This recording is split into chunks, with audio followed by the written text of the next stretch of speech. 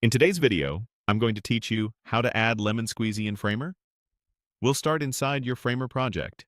Open the project you want to work on, and make sure you're on the page or canvas where the purchase element should live. With your project ready, click Insert in the top toolbar.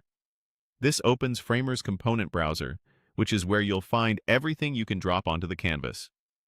From here, choose the Utility category.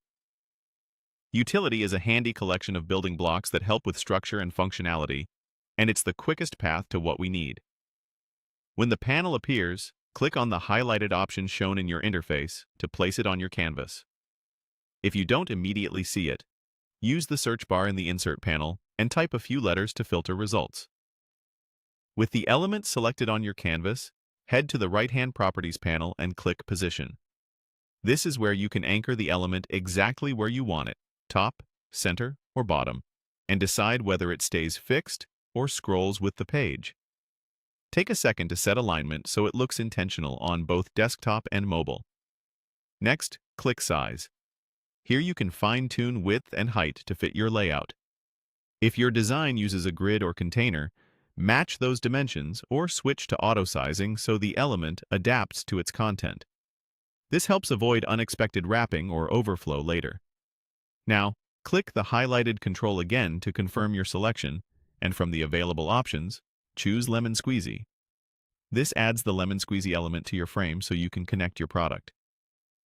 In the properties that appear, click the highlighted fields to configure it.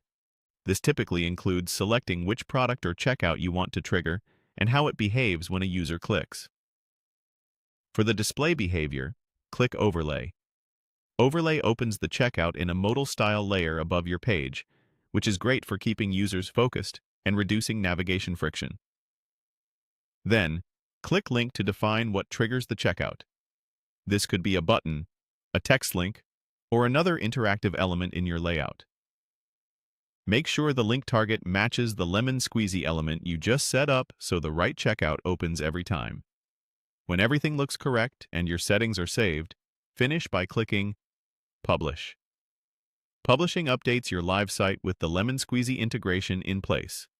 After publishing, visit your live page and click the linked element to confirm the overlay appears and the checkout flows as expected. If anything seems off, return to Position and Size for layout tweaks, or revisit the Lemon Squeezy settings to verify the selected product.